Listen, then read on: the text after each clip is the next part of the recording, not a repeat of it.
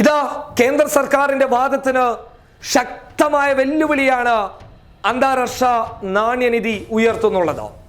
International monetary ഫണ്ടിന്റെ managing ഡയറക്ടറായി ചുമതലയേറ്റ ക്രിസ്റ്റലിന ജോർജിവ പറയുന്നു, ഇന്ത്യ ശക്തമായിട്ടുള്ള സാമ്പത്തിക പ്രതിസന്ധിയിലേക്ക് കടന്നു പോകും എന്ന്.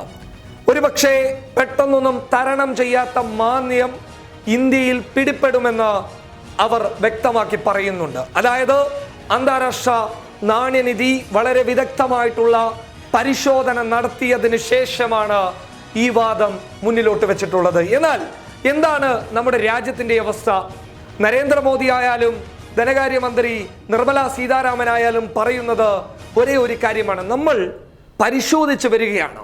രാജ്യത്ത് സാമ്പത്തിക പ്രതിസന്ധി ഉണ്ടോ അല്ലെങ്കിൽ സാമ്പത്തിക മാന്ദ്യമുണ്ടോ എന്നുള്ളത് തങ്ങൾ പരിശോധിച്ചു വരികയാണ് എന്നാണ് ഇരുവരുടെയും വാദം. പക്ഷേ യഥാർത്ഥത്തിൽ എന്താണ് നിലവിൽ ചെയ്യേണ്ടത്?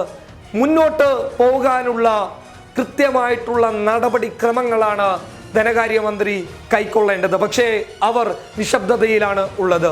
അന്താരാഷ്ട്ര നാണ്യനിധി പോലും രാജ്യം കടുത്ത സാമ്പത്തിക പ്രതിസന്ധിയിലേക്ക് പോകുമെന്ന് പറയുന്ന അവസ്ഥയിൽ പോലും കൃത്യമായിട്ടുള്ള നടപടിക്രമങ്ങളിലേക്ക് കടന്നു പോകാതിരിക്കുകയാണ് കേന്ദ്ര സർക്കാർ. മറ്റൊരു കാര്യം എന്ന് പറയുന്നത് നോട്ട് നിരോധനം രാജ്യത്തെ വലിയ രീതിയിൽ തകർച്ചയിലേക്ക് കൊണ്ടുപോയി എന്നുള്ളതാണ് IMF ചീഫ് എക്കണോമിസ്റ്റ് ആയിട്ടുള്ള ഗീത ഗോപിനാഥ് അടങ്ങുന്ന സംഘത്തിന്റെ കണ്ടെത്തൽ. അവർ പറയുന്നത് രാജ്യത്ത് വിനിമയത്തിലുണ്ടായിരുന്ന 86% കറൻസികൾ ഒറ്റ നിമിഷത്തിൽ ഇല്ലാതായപ്പോൾ രാജ്യത്ത് പണമിടപാടുകൾ വലിയ രീതിയിൽ കുറഞ്ഞു പോവുകയായിരുന്നു. ഇത് രാജ്യത്തിന്റെ വ്യവസായ മേഖലകളെ ബാധിച്ചു എന്നുള്ളതാണ് ചീഫ് എക്കണോമിസ്റ്റ് ആയിട്ടുള്ള ഗീത ഗോപിനാഥ് അടങ്ങുന്ന സംഘത്തിന്റെ കണ്ടെത്തൽ. അത് മാത്രമല്ല, നോട്ട് നിരോധനത്തിലൂടെ രാജ്യത്ത് തൊഴിലവസരങ്ങൾ വലിയ രീതിയിൽ കുറഞ്ഞു എന്നുള്ളതും അവരുടെ പഠനം വ്യക്തമാക്കുന്നുണ്ട്. അങ്ങനെ രാജ്യം കടുത്ത സാമ്പത്തിക പ്രതിസന്ധിയിലേക്ക് കടന്നു പോകുമ്പോൾ